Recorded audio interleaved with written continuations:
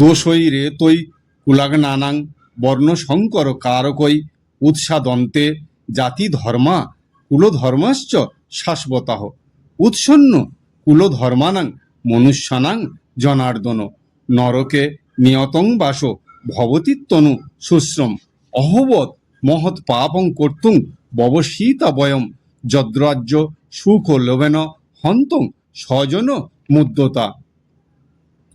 অর্জুন বললেন, হে কেশব, কুলনাশক ব্যক্তিগণ হইতে বর্ণসংকর উৎপন্ন হইবার জন্য ও জাতি ধর্ম এবং সনাতন কুলধর্ম উচ্ছেদ প্রাপ্ত হয়।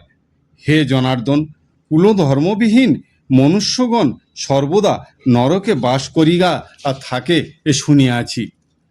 অহ, কি পরিতাপের বিষয়!